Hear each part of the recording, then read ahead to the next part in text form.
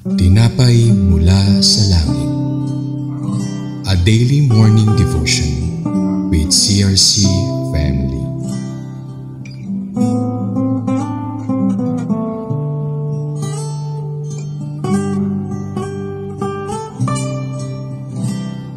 Isang mapagpalang umaga mga kapatid. Ako po si Ciselda Makuha from CRC Antipolo. Samahan niyo po ako sa ating programang Tinapay mula sa Langit, ang pang-araw-araw nating debosyon sa salita ng Diyos. Ngayong umaga ay matutunghayan natin ang Hosea 19:39 at pinamagatang The Inheritance of the Naphtali. Ngunit bago po tayo magpatuloy, tayo dumako sa maikling panalangin. Panginoon, maraming salamat po sa mensaheng aming napapakinggan sa araw na ito. Nawa po, bigyan niyo po kami ng sapat na kaunawaan, karunungan sa mensahe na ibibigay niyo sa amin. Maraming salamat po at tanggapin ninyo ang aming mataas na papurit pagsamba. In Jesus' name we pray, Amen. Tayo po ay dumako sa mensahe na ibibigay ng ating Panginoon na matatagpuan sa Hosea 19 verse 39. Sa 39, ang mga lungsod at nayong ito ang maging bahagi ng lipi ni Naphtali. Dito nakapaloob ang mga lupain para sa lipi ni Naphtali. Ito ang mana ng lipi ng mga tao ni Naphtali ayon sa kanyang mga angkan at mga lungsod pati ng mga nayon ng mga ito.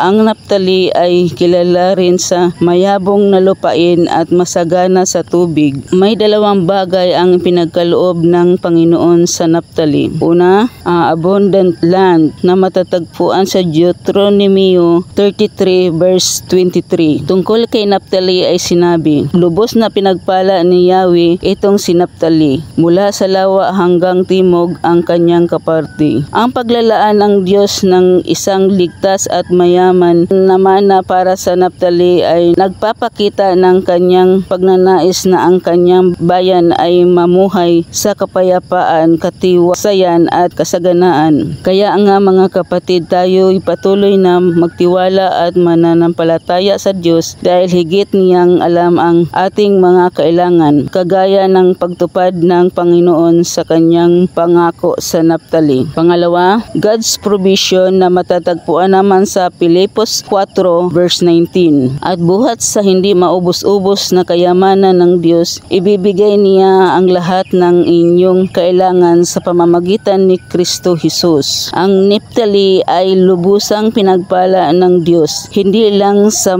kayamanan kundi pati na rin sa espiritual na kahalagahan na sumasalamin sa probisyon ng Diyos at ang paglalahad ng kanyang plano sa pagtubos. Ito ay nagpaalala sa atin na hindi lang ang masaganang lupain ang kayang ipagkaloob sa atin ng Panginoon dahil higit niyang ipagkaloob sa atin ang espiritual nating pangangailangan. Tayo po'y dumako sa ating conclusion. Ang Hosea 19 verse 39 ay nagsisilbing paalala na ang probisyon ng Diyos ay ayon sa ating pangangailangan. Kung paano niyang maingat na ginabayan ang pamamahagi ng lupain ng Naphtali, inilagay tayo ng Diyos sa sitwasyon na inilaan upang tayo ay lumago at maglingkod sa Kanya. Ang talatang ito ay nagpapaalala na ang mananampalataya ay dapat na magtiwala sa kung anuman ang kanilang kalagayan ay hindi basta-basta dahil ito ay bahagi ng Diyos upang tayo ay mas lalong tumatag at magtiwala sa plano.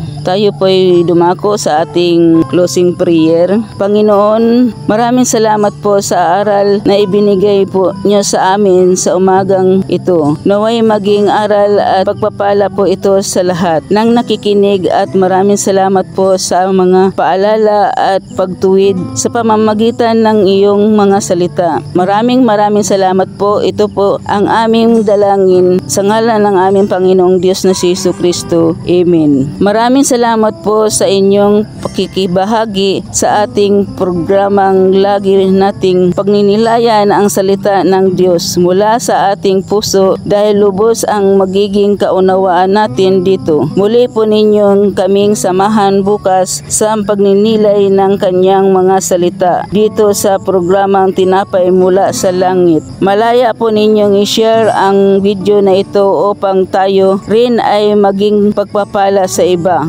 Pagpalain po tayo lahat ng ating Panginoon. Maraming salamat po at magandang umaga.